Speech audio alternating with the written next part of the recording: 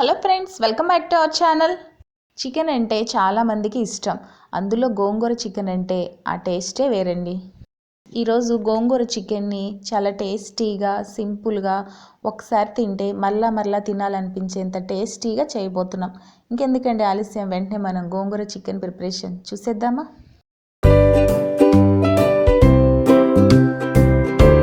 గోంగూర చికెన్కి కావలసిన పదార్థాలు: 8 పచ్చిమిరపకాయలు, 4 టమాటాలు, 2 ఉల్లిపాయలు, కొద్దిగా కొత్తిమీరని సన్నగా కట్ చేసుకొని పెట్టుకోవాలి.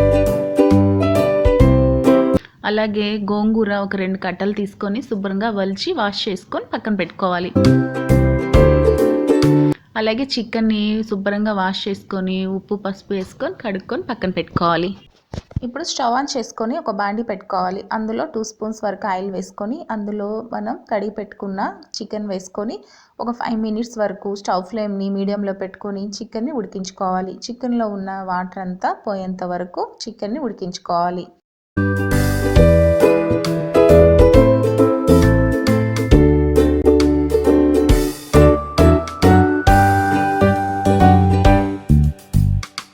చికెన్లో వాటర్ అంతా పోయిన తర్వాత మనం చికెన్ని తీసి పక్కన పెట్టుకోవాలి. ఇప్పుడు స్టవ్ ఆన్ చేసుకొని ఒక గిన్నె పెట్టుకోవాలి. ఇందులో 4 స్పూన్స్ వరకు ఆయిల్ పోసుకోవాలి. ఆయిల్ హీట్ అయ్యాక మనం ముందుగా కట్ చేసి పెట్టుకున్న ఉల్లిపాయ ముక్కలు వేసుకొని ఫ్రై చేసుకోవాలి. ఉల్లిపాయ ముక్కలు కొద్దిగా ఫ్రై అయిన తర్వాత ఇందులో పచ్చిమిర్చి ముక్కలు వేసుకొని ఫ్రై చేసుకోవాలి. గోంగూర చికెన్కి పచ్చిమిర్చి ఎక్కువగా వేసుకుంటే గోంగూర చికెన్ చాలా టేస్టీగా ఉంటుంది. అంటే కారం ఎక్కువగా తినేవాళ్ళు కొద్దిగా పచ్చిమిర్చి ఎక్కువగా వేసుకోండి.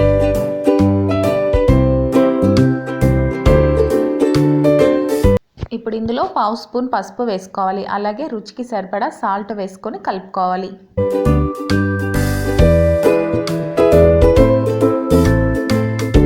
ఇప్పుడు ఇందులో టమాటా ముక్కలు, కొద్దిగా కొత్తిమీర వేసుకొని వీటన్నిటిని ఒక 5 మినిట్స్ వరకు మగ్గించుకోవాలి.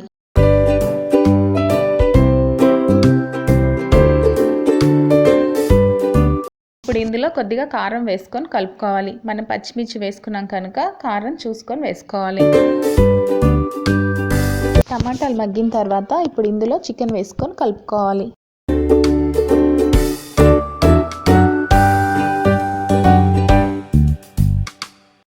ఇప్పుడు చికెన్లో కొద్దిగా వాటర్ పోసుకొని ఉడికించుకోవాలి. అంటే 1/2 గ్లాస్ దాకా వాటర్ పోసుకొని చికెన్ని ఉడికించుకోవాలి. చికెన్ ఉడికిందని తెలియాలంటే పైన ఆయిల్ వస్తుంది. అప్పుడు మనకి చికెన్ ఉడికిందని తెలుస్తుంది. ఇప్పుడు ఇందులో చికెన్ పైన గోంగూర వేసుకోవాలి. గోంగూర ఆవిరికి ఉడికిపోతుంది. సో మనం గోంగూర వేసుకొని మూత పెట్టుకొని ఒక 5 మినిట్స్ వరకు ఉడికించుకోవాలి.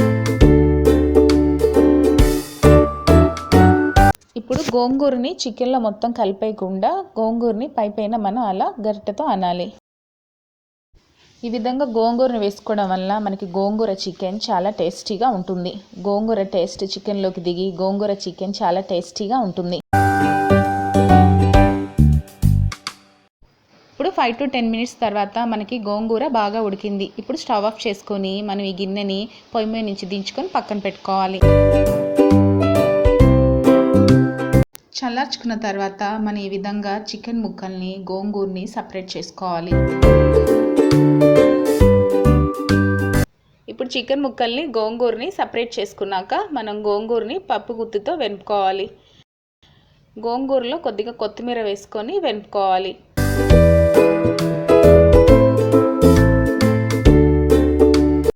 ఇప్పుడు ఒకసారి సాల్ట్ చూసుకొని సాల్ట్ సరిపోకపోతే మీరు కొద్దిగా వేసుకొని కలుపుకోండి. గోంగూరని ఎనుపుకున్న తర్వాత చికెన్ ముక్కల్ని గోంగూరలో వేసుకొని కలుపుకోవాలి. అంతే, ఎంతో టేస్టీగా ఉండే గోంగూర చికెన్ రెడీ అయింది.